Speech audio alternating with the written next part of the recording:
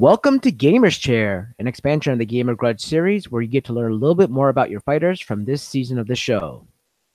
I am your host, Cal the Human Cheat Code, and welcome back to Season 2. And if you guys have been watching, Gamer Grudge returned this past Monday with the first episode of Season 2, and we had some brand new fighters, one of which who wants to be on the show today, and I'm so glad to have him. My guest today is actually the creator of the Backward Brains Lab channel on YouTube, Zach. Welcome, Zach. Welcome all, I suppose. Thank you so much for Yeah, no problem. I said thank you so much for joining me today. I just want to, before we get into the questions and stuff, I want to know, like, what'd you feel about the show? What do you think about Gamer Grudge? What got you into it and all that kind of stuff? It's actually a guy from another channel said he couldn't be on and asked if I could fill his spot. And after watching a bit of it, I'm like, yeah, I can do that. So it's just like, it all happened within like a week of just like, oh, I know this exists now. And I know this, figuring out the rules and all that. So it's just really just slapped together. How did you feel about your first experience on the show? I think it was fun. I probably could have argued better, but I think everybody probably feels that way their first time. Yeah, it's hard. It's hard when you go on your first time. You're not used to shows that where you're like competing against or debating against people. You could be like the best debater in the world, but if you don't like know what you're going into and like what kind of show it is, it's hard, you know, especially. And when you get on the camera and stuff, some people get nervous and all that. It's really tough. It takes a lot of the great fighters that we have, like through shows like Fan Friction and this and other movie fights, all that kind of stuff.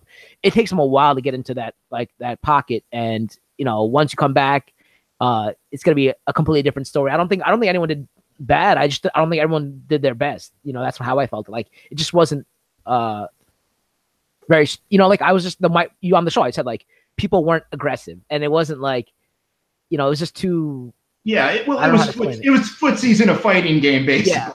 You know, you were feeling everything out, not knowing what to do. But I mean, I thought it was fun. Debating like that amongst nerds or metalheads or stuff like that's always fun to me. You know.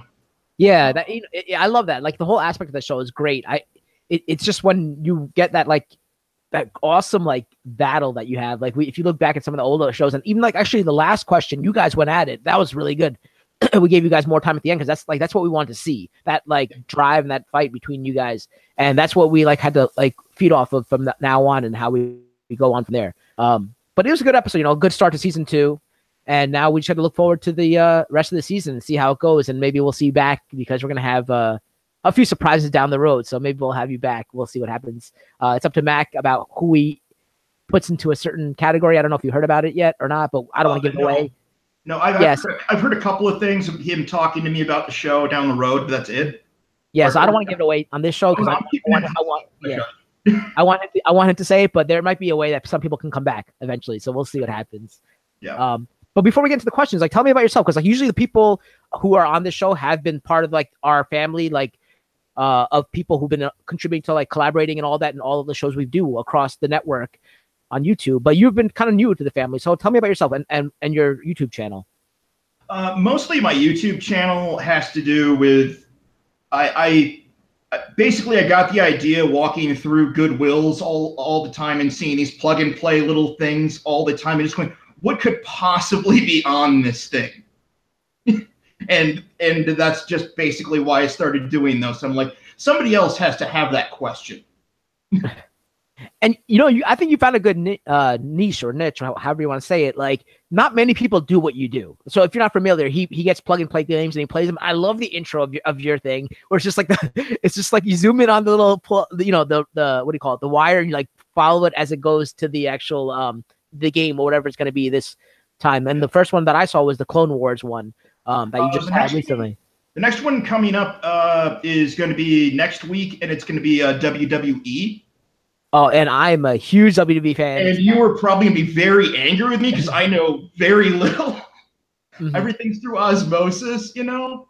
But I will say this, Chris Benoit is in it.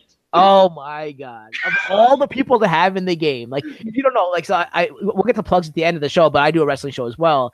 And I'm big into wrestling, and I'm actually going to Royal Rumble in a few weeks. So it's going to be interesting. I don't know. Maybe I could do like a mystery science theater of your episode. Just be like, I can't believe this is happening right now. And I'm really interested to see how it goes because I want to see how a plug and play WWE game would go. The fact that they actually licensed it, I know they want to make money any way possible. That's what's going to be interesting. The biggest problem is the controller. I'm surprised it's not just like a wrestler that you go like this and this and this too. Like, yeah, the biggest problem is always the controller with these things. Just because quality control is all over the place. Right. I have some that I've had to basically restore from the ground up. You know, like I have one right now. It's a Rock Band like one that I have to replace one of the component cables on. So I'm gonna have to look up how to do that. But other than that, I do adventure games, like classic DOS adventure game playthroughs, just because those are what I grew up with and what I really love. You know, I have a passion for old DOS stuff. Right. Well, from one of your answers that you had on the show, Commander Keen, I used to play that on DOS back in the day on the old computer. So glad somebody else knew who it was. Yeah, I'm older, so I know. Remember. Yeah, Commander Keen was a great game. I love that game. I used to play that before Doom, obviously, because before Doom, that was the ID game to play. And then even before that, so before Doom was Wolfenstein, right? So before Wolfenstein was this Commander Keen, I loved it. The side, the platforming and all that. It was so fun. Yeah. Maybe it'll be rebooted or something or revitalized. That'll be cool to see. Well, I know there is a hidden thing to it in Doom, in the new Doom. There's a Commander Keen helmet with a skull, so I think they're saying he's dead. That's sad. But I mean, at the same time, I don't want them to do like what they've done with like Bubsy and Rocket Knight either. Yeah. Make just a crappy 2.5D platformer. So I'd rather them not make anything new and not ruin it. But I feel it's just a good game that no one really knew about back in the day. I feel like it could be a good comeback. So just to introduce, for people who are new to the show, what happens is we go through the first three. We have 6 questions total. I ask the first 3, and then we take a little break and do a little thing called rapid fire, where I ask you 10 quick questions of 2 choices, and then the last 3 questions. And I know I gave you the 6 questions ahead of time so you could prep for it, but the rapid fire is completely off the cuff, and we'll see how you do there. It's not like I'm doing the ones you gave me a little. Yeah. I thought of a couple answers just floating around, but I didn't really do research because I'm like, it's more fun if it's off the cuff. Yeah. I mean, it's not really research. It's just like how you feel. Yeah. It's all personal experience and stuff like that. So, but the rapid fire, you have no idea what the questions are. I mean, there's some of them similar. That sounds great to me. So some of them are similar to what you have seen. Yeah, I watched Tuesday's episode, and I was like, that was really fun. But I kind of cater those questions to your gaming experience from what you've told me about your little bio. So, without further ado, we'll go into the first question. What got you into gaming? I would say a mixture of my grandparents and my mom, because after she hurt her back at work when I was really little, she started doing taking computer programming classes, and my grandparents helped out and bought her DOS computer, and they also had one, and we would get their shareware games. I remember those.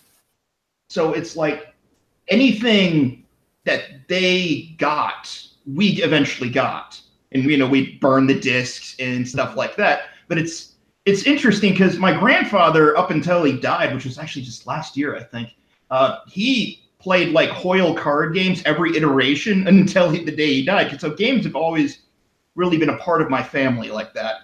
I think people kind of think of gamer as too narrow a term. I think an old man playing video poker is just as much somebody who loves games as somebody who plays the new Call of Duty, I guess. Right. And I guess with my mom also being heavy into it, I guess I never saw the gender line stuff either. I thought it was so weird getting into school being like, what do you mean girls don't play games? I'm like, my mom's beaten Arctic Adventure with me. And nobody remembers Arctic Adventure. I love that game. And I'm glad you brought that up because you said like you seeing an older man playing video poker being a gamer. I completely agree with that. And I've lived through seeing how the definition of a gamer has evolved. When I played games back in the day, I was a nerd. I was a dork. That's what people thought. Now it's like one of the biggest things. They have esports. Sports are supposed to be like the jock thing. Justice is on TBS, and you're just like, what? Yeah. That's what I'm trying to say. Like, like sports were the jock thing to do, the athletic thing. But now they have esports. So it's like we're matching that. We're matching to what happens in society today. And I'm glad it's evolved. Everything has to evolve over time. But like, I'm glad that everything is just getting a little bit together and in there that nothing is staying in its own little bubble anymore. So you get really interesting projects out of it. You know, and I kind of remember when, like, so, like, you know, that in school there were the cool kids, and then there were, like, you know, the nerds and stuff like that. I remember when it actually happened. Like, at least in my school and stuff like that, it was when, like, Metal Gear came out, and everyone's like, "Whoa, you ever play this game, Metal Gear? It's, like, so cool." And, like, it was just that type of game that got, like, the cool kids into gaming, and I'm like, "Well, dude, I've been playing this forever." And then they got into comics because of that, and, like, cartoon shows and all that. And, like, I was like, look how the world's changed because of certain games and, like, Kojima and all that, like. That was awesome. That was great that things have changed. Mostly my high school experience was nothing like that. I grew up in a very rural, very small town. And I grew up in the backwoods of it too. So it's not like I had many friends or people going around. So I grew up pretty isolated, and the jock kids stayed the jocks, and, you know, we didn't interact at all. Even though there were so few people, I always thought that was strange. Yeah. So what was your actual first console? Like for yourself, not like, yeah. My first console, I guess, do you count portable? Yeah, I mean, I guess, yeah. Like, what did you play on a daily basis or regularly that you call your own? My Game Boy, probably my Game Boy Color specifically. And what was that, Pokemon for you then? Because that was like a big game on that. I've only ever played Pokemon Red. I've never played another Pokemon game in my life. It doesn't appeal to me for whatever reason. Yeah, me either. I don't care if people like it. I love Digimon more growing up, and I remember that. But no, I remember playing Super Mario Land 2 and the Wario Land games on there. I loved those. That's where I, you know, realized that platform games came on things that weren't computer. So you're a big platformer guy, yeah. Oh, classic platformers I love. They're the greatest. You know, the reason why I say Pokemon, because that was like the big game for Game Boy Color. Because, like, for me, I've only had the original Game Boy, like the big white one. That's the one I've only had. I've never had any the Game green Boy version of that. I had the green version of that. Then the Game Boy Color Atomic Purple, and then a purple one of the Game Boy Advance, the long one, not the SP. Yeah.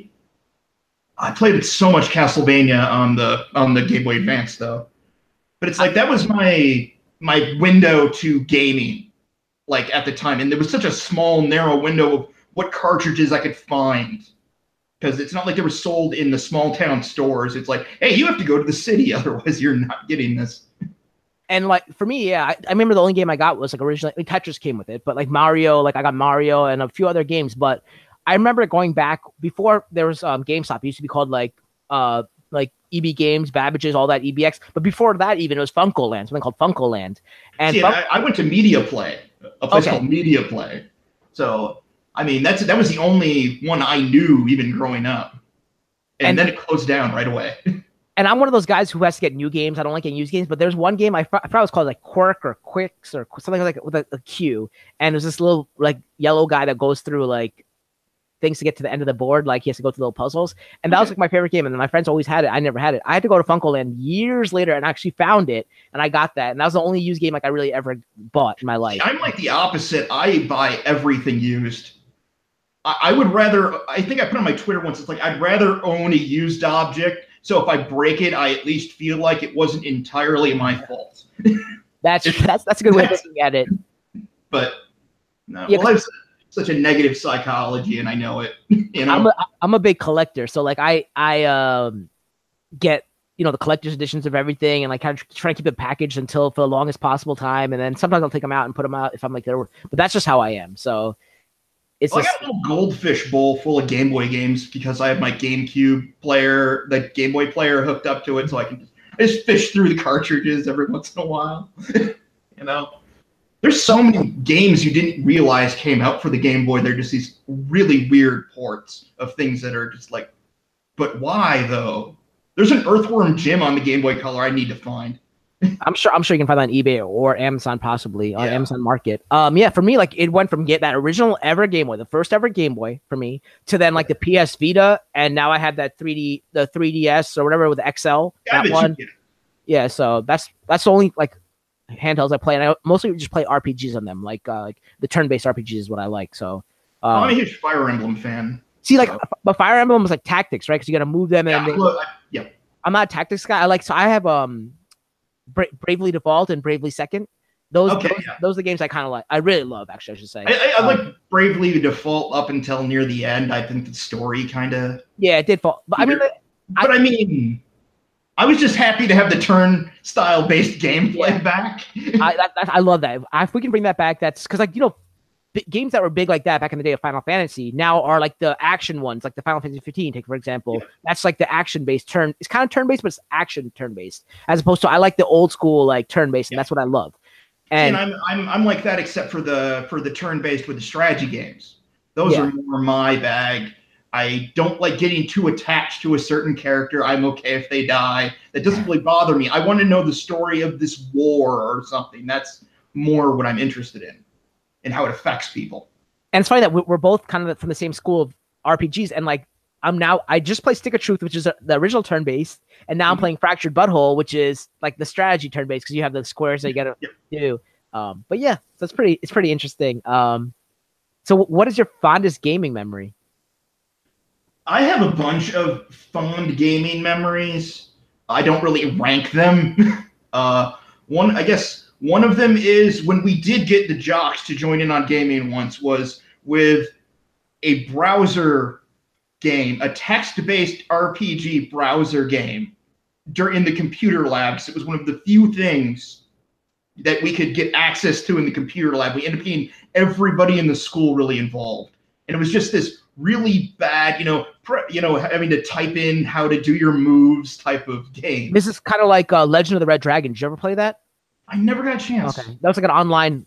This was called Rivaled Fate, and before that I played Vagabond's Quest. But it's like I love those old text-based games. They're just a riot to play because you're just by today's standards, you're just like, how is this even a game?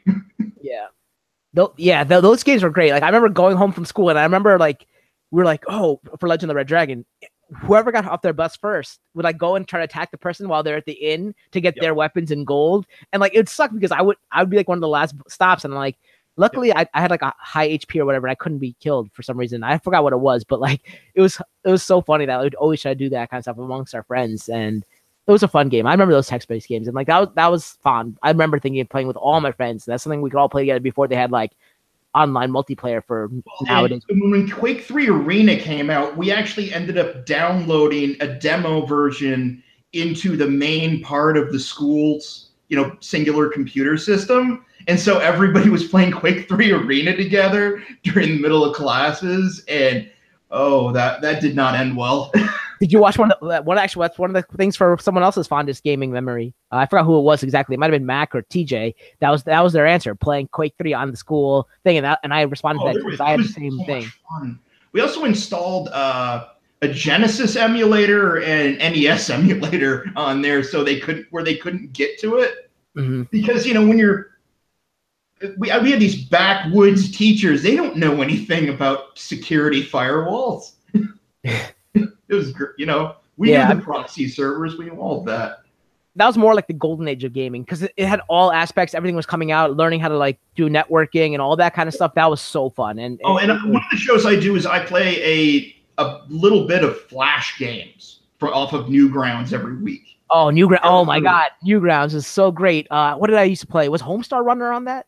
Yes. I used to play Homestar Runner. There was another game too with another thing on Newgrounds was that thing with that what's his name? The Asian Mr. Wong, I think. Mr. Wong was that was a video, but that wasn't a game. But Mr. Runner 2 also was another thing I used to watch on that. So I just love going. That's like fond memories for me of like high school or summer. Just going to somebody's house and we get bored. We just start screwing around with Newgrounds and going, oh my God, this is not age appropriate for us. Yeah, definitely not. Well, I love the golden age of Flash era. Like, you get into like killfrog.com and Joe Cartoon. It's like these are so horrifically violent for no reason. And it became more mainstream, which is cool now. Like seeing like shirts about like Trogdor, the Burninator, and all that kind of stuff. Like, that was so great. Yeah, on a podcast I listened to, there had a creator, the guy who does OKKO, had a little series called Knock Force. And I've been watching that. They're just these little shorts. And it's just really interesting to see somebody who actually became a real animator starting out in Flash like that. And I think E-Bomb's World was another one that was just like Newground, that they both had the same kind of content. Yeah, except less respect for E-Bombs. Yeah. Did Lemon Demon do a song about that? I don't even know. Lemon Demon, that's a novelty band thing. They did a song about E-Bomb's World and how they just stole everything. You ready for some rapid fire? Sure. All right, so whatever comes to your mind first from this, from the two choices, whichever one you want. Let's see if you can get through it perfectly. We'll see. Because some people are like, oh man, I can't believe you chose that. But it doesn't matter. Just go with your natural reaction. All right, here we go. Number 1, console or PC? PC. Nintendo or Sega? Sega. Sony or Microsoft? Sony. Action RPG or turn-based RPG? Turn-based. Wolfenstein or Dead Space? Dead Space. Mortal Kombat or Soul Calibur? Mortal Kombat. Game Boy Color or Game Boy Advanced? Game Boy Advance. Earthworm Jim or Wario Land? Wario Land. Full Throttle or Grim Fandango? Now I would say Full Throttle. I love Full Throttle. That was a great game. Remaster's so good. They fixed so many controls. Adventure or arcade? Adventure. All right. We're going through this. When you gave me a little bio, like all these other games I saw, I completely forgot about. Like I completely forgot about Full Throttle. Like that, I used to play that game with my friends all the time. That was a fun game. And then like Soul Calibur is probably my favorite fighting game of all time. I love those games. Like I never played Soul Blade, but I started at Soul Calibur on Dreamcast. I think it was. There was a local bowling alley that had Soul Edge, and that was my first experience with that. And it was. Honestly, it's not a good game by today's standards at all. But no, I like Soul. We played a lot of Soul Calibur during like the PS2, GameCube era. We played a lot of that. I remember one time when school was shut down for Christmas, we played Soul Calibur 2 for like half of the day. Who's your favorite fighter on the game? Oh, probably Siegfried. Siegfried? I enjoyed fighting Siegfried. Mine was Cervantes. I love Cervantes. Oh, I can definitely see that. Because he had like the two swords and stuff. My other friend loved Mitsurugi. He loved Mitsurugi. So. Everyone cheated with Keelik. I remember that. Because Keelik is so cheap. Because he could just do the juggling, right? When he spins the thing and hits you up in the air, and then he could hit you back down and then spin you back up. I remember that. Like, it was so cheap. You ended up having to be, I think his name was Astaroth or something. The giant guy with the hammer was the only one he couldn't do it to. So anytime somebody picked Keelik, we had to cross pick with that. I'm so excited that Soul Calibur 6 or whatever it is going to exist. I haven't played it too. And I haven't. I'm sad that Virtua Fighter's dead. That's very sad to me. I just picked up the last PS3 one. I remember Virtua Fighter. And it's like, I'm the reason it's dead, but because I gave up. But I remember the whole blockiness of that game back on like Saturn or whatever it was. That was so fun. The Saturn didn't use polygons; it used quads, and that's why it looks very different. It was easier to make it look rounded, but at the same time, you didn't get the same type of detail. I like finding out little tech specs like that about consoles, where you're just like, the reason the Saturn didn't have that many games is because it used these really weird configurations. And I find that fascinating. And it felt like it was smoother, but I mean, like for that standard back in the day, but it didn't look as good. But it's fun. I still like that game. Oh, yeah, absolutely. Well, the Saturn controller is great. Yeah. I mean, for a 2D just controller like that, it's great. I miss those old systems. Like, my friend has all of them actually, and my oldest system that I have is the original Nintendo, which works mint condition, completely mint. I have every game in its box and everything, and they all work mint without blowing in the cartridge.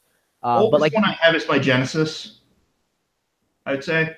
My friend's just buying all the old systems though, like at like one of those like old stores, like retro stores. Well, I live in a city now, and there's a couple of resale shops that handle those. So I'm looking to get a PS1 at some point because I love those old light gun games on there, and I'd love to start recording those. But I think making a setup for them is going to be very painful. Yeah. Yes. So let's go the last three questions. Okay. What is your best gaming accomplishment? I would say, as a kid, beating Mega Man 3 on DOS. I didn't even know it was on DOS. There was Mega Man 1 and Mega Man 3 on DOS. Do you have a story behind Mega Man 1 on DOS is pretty much unplayable. So it's just one of those games that you couldn't like, if you had to struggle just to play it.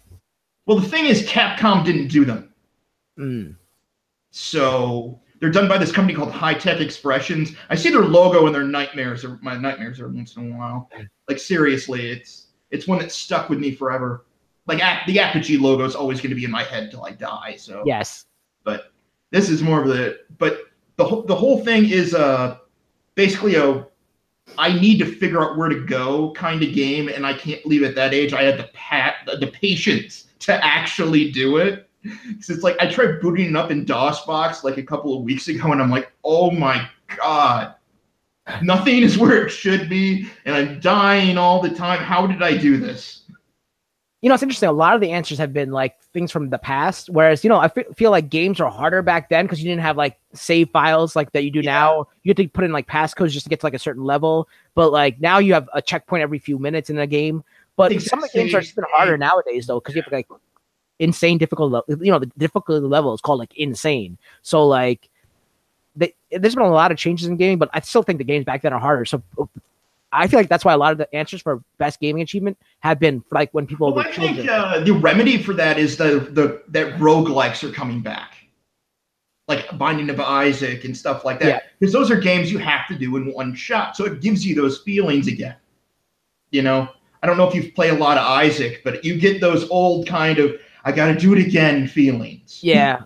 I was watching like some of the 10 of the a video on YouTube was like 10 of the hardest achievements to do now in gaming, and like it's just like what you were saying. It's like a one shot through the game and like all that kind of stuff, which you know is a callback to those games of the past that have been just like that. That kids today probably don't know unless they play those retro games or whatever it is. Yep. But now all these indie developers coming out are bringing the aesthetic and all of that back with them, which is cool. I mean, I like to see that.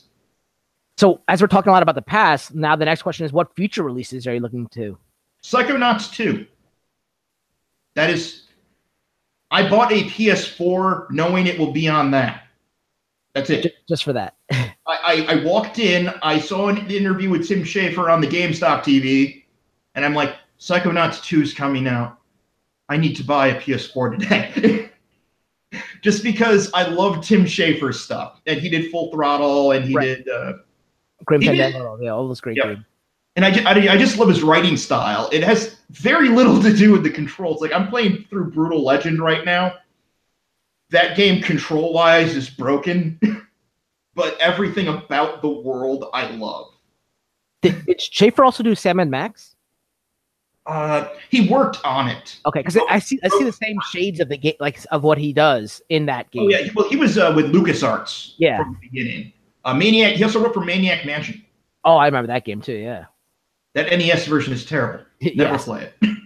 I'm sure Mac will do a let's make it better game or whatever for it because he loves doing those. Well, there was a TV show of Maniac Mansion that had nothing to do with anything. It was great.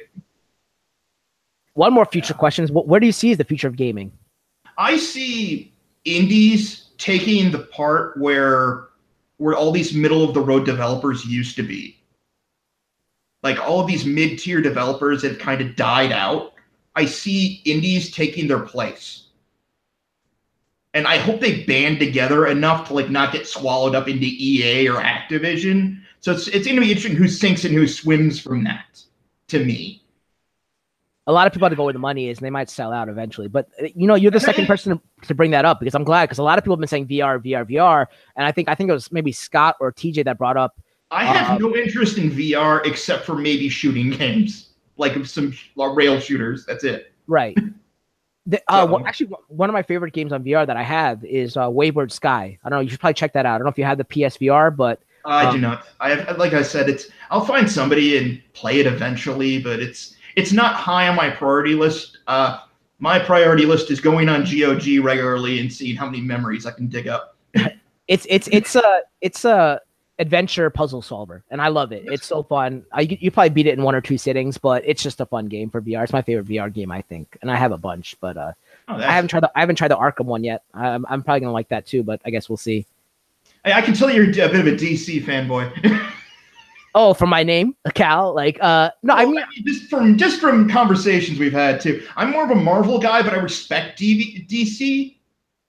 That's the thing. A lot of Marvel people don't give DC the respect because they've had problems, But that's okay. well, the thing is, I think I'm a Marvel guy too. It's just that I feel like DC does better shows, and Marvel does better movies. And the fact is, shows are more readily available, right? Because they come out weekly, almost all year round. Movies, you get what, 1 or 2 all year? The 3 Netflix maybe? series that they are doing too, most of the ones. I love Daredevil. Jessica Jones is my favorite of all of them. Oh, Jessica Jones is the only one I'm considering buying on DVD. Only one. Yeah, Jessica Jones is my favorite of all the Marvel series, and then probably comes like Daredevil and Punisher. They're probably much equal because they're kind of crossovers. I was a huge fan of Luke Cage. I didn't like Luke Cage. I don't know why. I grew up watching a lot of B exploitation films, and to me, they're all blaxploitation references. Yeah. And I grew up watching like Shaft and Dolomite and stuff like that. So to me, it was just really cool to see a show go, "Hey, we can do that again," And instead of him being a pimp or whatever, and like it wasn't Shaft, you actually have a genuinely nice guy, which is great. Yeah, I used to read the comics a lot. So, see, like I felt like it was an episode like Power or Empire, but just with like superheroes in it. That's how I felt. But I love the music from it. The music was great. I love Marsha Ali, or however you say his name, like as was Copperhead, I think his name was. Right? Yes. I love and the guy who plays Luke Cage is great too. Like I loved all the aspects of the show. I just didn't like the story. I guess I wasn't really into the. The weakest one is Iron Fist, and I think everyone agrees. See, but I like the Iron Fist more than Luke Cage for some reason. See, Iron Fist. I like the action more in Iron Fist. The fighting was cool. Look, RZA can direct action. There's no doubt about it. He's just bad with story. Yeah, the story wasn't Iron Fist. Both of them have those problems. Mm-hmm. Oh yeah, and Defenders I wasn't a fan of at all. I don't think that was good. See, I like Defenders just because we're getting out of the hand being in everything, and I think that'll help. I want them to make a Moon Knight series. Aren't they working on that, or a movie? One of those two they're doing, I think. Because it needs to be R-rated if you know anything about Moon Knight. Yeah, no, Moon Knight's awesome. I kind of like all the mythology kind of stuff. How that is. So, and that's why I'm excited for like Black Adam when that comes out, because that's mythology kind of as well. So. Yeah, that'll be really cool. We got to do like our own DC show or something. We're going so off tangent on comics and stuff. I know why nobody's tried rebooting Swamp Thing. That's what I want. A lot of people have used that as their answer. If you watch OSP, like I know that's one of my featured channels on the right side, or I don't know which side it comes up on YouTube, but I always point to the wrong side anyway. But OSP, like when they have like questions about superheroes and stuff, Swamp Thing is one of the answers that comes up. Not that often, but it has come up, which is surprising. And you're another person who brought that up. So you should check out OSP whenever they do. Swamp Thing's writing has always been amazing. I mean, Alan Moore, when he did his run on and created Constantine, it's just a amazing run. Like sometimes a run of comics will just kind of no. This is ones you actually seek out on your own. Yeah. So I guess Vertigo is more my speed than most DC. So Vertigo's, they're harder imprints these days. I'm a bit edgelordian, I'll admit it. I still read Spawn every once in a while because it's hilarious to look at. I wish I still had. I mean, I think I saw my first few Spawns. I don't know what happened. I think the only one I was missing was 4 in the beginning. I think I had the first 10 except for number 4, and I think that was like the most valuable one, which I ended up not having, which is so stupid. I just picked up a poster of Shadowhawk fighting Savage Dragon, and I can't wait to hang that up. See, that wasn't that Image though. The Image became Vertigo. Image is Spawn. Okay, yeah. That's Todd McFarlane and Eric Larson and Jim Valentino. All those people though, all that Savage Dragon, Shadowhawk, and all those, weren't they Image? Yeah, those are all Image. Yeah, but they all got their start in other places. Oh, did Image change or is still around? Because I remember there's Dark Horse. Image is still around. They're the ones who do the Walking Dead comics. Okay. Oh, I should check. I have them over there. I didn't even realize. Yeah, those are Image. Oh yeah, it does say Image. I can see it from here. Okay, because I have the compendium, so they're gigantic, so you can see the thing. Hey, do you also agree the comics are leagues above the show? See, I'm behind in I go for the compendium, so I wait for the whole like series. So I'm on compendium 3. I think I just finished, and the last they ended up with the Whisperers. Okay. And I don't want to know anything past that. No, I'm not going to tell you anything. Yeah. I don't. They are better. They are better. I do not like the show. It's not mysterious enough. I don't like in the first season how they ended up basically you're revealing why there's a zombie outbreak at all. Right. I don't want to know. The show is a lot. I mean, sorry, the comics are a lot better, but they're also a lot more graphic too. As the way that what happens to the baby and what happens to Rick and the governor and all that kind of stuff. Michonne, like everything. That's so much more graphic. Well, and it's so weird because they turned Preacher into a show, and I have no idea how they're going to do that because I don't know if you ever read Preacher. No. Oh my God, is that dark? Maybe I'll get into that next. I think because Garth Ennis wrote it, and he used to write for Punisher. Mm. And if the stories are too twisted for Punisher, you have officially exceeded boundaries of good taste. So, well, I guess we can go into what our plugs now. What are you doing? Like, where can we find you? What projects are you working on? You can find me at Backwards Brains Labs on YouTube. You can check me out on Twitter, Mads at Mads_ at BBL. And that's about it. I mean, I don't really. I release videos whenever I really can. I don't know. I'm pretty active on Twitter right now. I'm enjoying it. I just like started Twitter like a week before you guys even freaking got to me, and I'm like, what? What is a Twitter? Like I don't have Facebook or anything. It's not really my speed, so I don't know. Well, I'm looking forward to more of your content. I enjoy the plug and play. I can't wait to see the wrestling one. I can't wait to criticize it. We'll see what happens. Oh, the game, not you. I'm saying the game. Oh, you can criticize me all you like. I do not mind. If you can't be criticized, you don't have any business making content on YouTube. Right. I just got my first dislike the other day. I was like, oh, I couldn't believe it. Wow. But that's a South Park game. What do you expect? People are going to not be offended by it. Yeah, with South Park, I mean, that's some pretty raw stuff. Yeah. You're more disliking the game content than you. And it was definitely a very offensive episode of that one where I had to go and why are these certain people being arrested all the time and kind of thing, and the enemy you fight. I don't know if you played that game, but yeah, you'll probably I haven't yet. You check it out. Check out episode 6, and you'll see exactly why it got a dislike. But as for me, I'm Cal the Human Cheat Code. This has been Gamer's Chair. You can find me at Viren Jadeja Vu on Twitter and on the Kingslayer Network. So if you haven't already, please subscribe to myself as well as to Zach's channel. He posts some great content about plug and plays and other stuff as well. So please check that out. The links are in the description below. I put his Twitter as well as his YouTube channel there. You could find me tomorrow posting the Flashpoints. So I'm returning back to Flashpoints since the season restarted after midseason.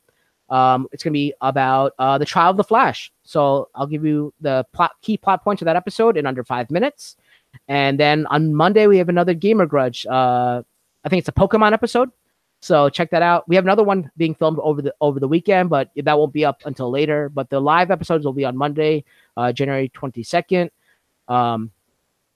And that's pretty much it. You could catch me on Aftermath eventually because I'm going to the Royal Rumble, so I won't have the Monday after. Usually we do our Aftermath, but we're going to be at Raw and SmackDown, so we won't be able to do that till later in the week.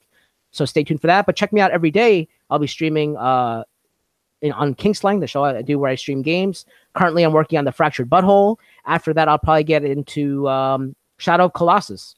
So until then, it's been fun. I want to thank Zach again for joining me. Make sure you subscribe to him and check him out on Twitter. Follow him on Twitter. And it's been great. And we'll have more great episodes and interviews for you throughout the season. So we'll see you guys later. Thank you so much.